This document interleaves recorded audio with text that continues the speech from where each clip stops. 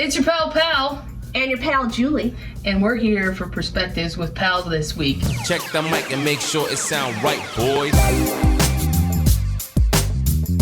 You might be wondering where our other pal is, but she's been super busy this week, so Julie's been super kind to step in here and fill her shoes. Watch out, Taylor, she's coming for you. I'm definitely not coming for you, Taylor. So anyways, Julie's here, and we're gonna get her perspective since she's here anyways on the topic this week, which is peace. Peace. So, what are your first thoughts when you hear peace? Well, when we first started talking about it, I was telling you that I wasn't sure whether Quaker peace meant being a peacemaker or internal peace, or both. So I've been kind of like tossing around what that meant, and you brought up a point when we were talking about that I had also considered, which is it's not always good if you're a peacemaker. Sometimes it's not good to be a peacemaker because you end up being a doormat sometimes. Right. Well, you sound like you have some experience there with that perspective, so if you want to share, only way you're comfortable sharing. Okay.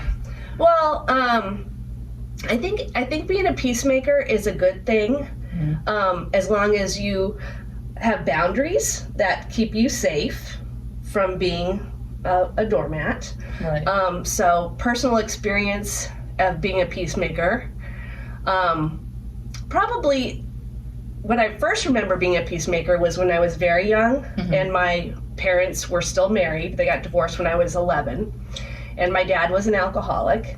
So there was a lot of arguing and fighting over that. Yeah. And I can remember at like 8 years old, sitting in the back seat of the car, listening to mom and dad argue, and interjecting into their fight to try and fix it.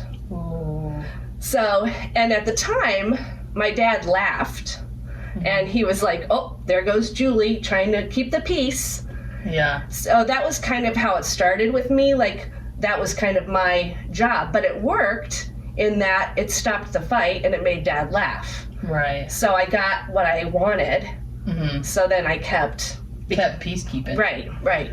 So in that way, you know, it was an unhealthy kind of a start, I think, to peacemaking. But as I matured in my life, and grew up, probably, I don't know, maybe about when Erica was born, my oldest, I started to understand a little bit more about what was really important in the world, like most people do when they have kids. Right, when you have a kid, yeah. It all gets real. Everything gets a little more real, and everything that's not important kind of falls away, and you start to really figure out what the priorities are. And I've also had experience, which in my divorce, which I got divorced 10 years ago, it could have been really bad because of how it ended. And I had every right to be a very negative person. Yeah, awful. I know that story. Yeah. Yeah, you probably deserve to be awful. Right. I had. But you didn't. I didn't. I didn't see any benefit Right. to being that way.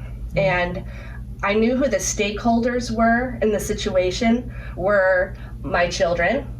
And it was to their benefit that I make sure that the situation ended in the best way possible for all of us, so that we could all walk away from what was happening and feel good.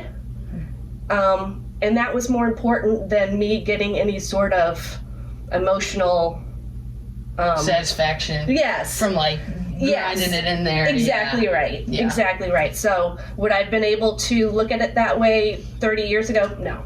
Yeah. But at that point in my life, I was like, you know, this is not worth it. Yeah. We need to look long term at how our relationship's going to be in the future, because it's always going to be a relationship. Right. Whether you're like divorced or not. Yeah. Right. You're always going to be in a relationship with that person. So it's best for everybody involved if you just make it work. Right. So given all those like situations, what like grounded you and kept you calm in the midst of the most painful things that have ever happened in your life, whether it was your parents arguing or your divorce?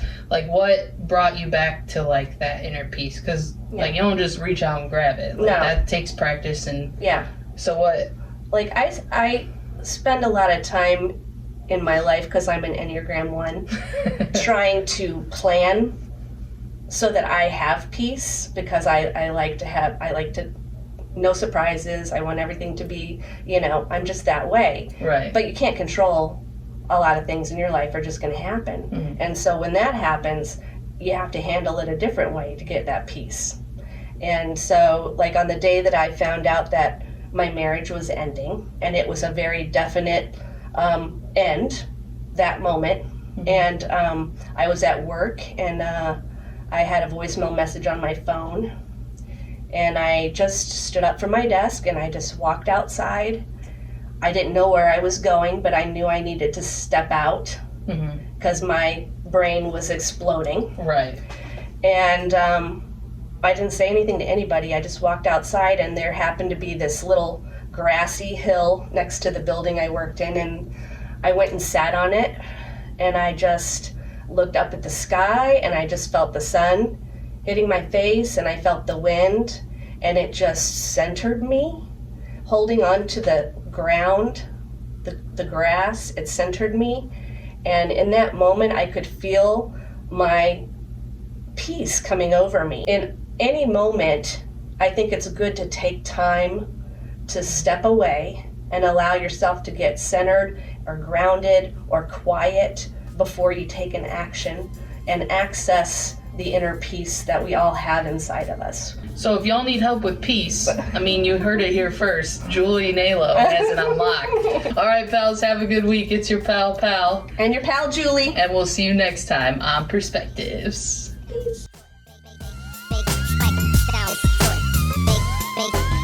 It sound right, boy.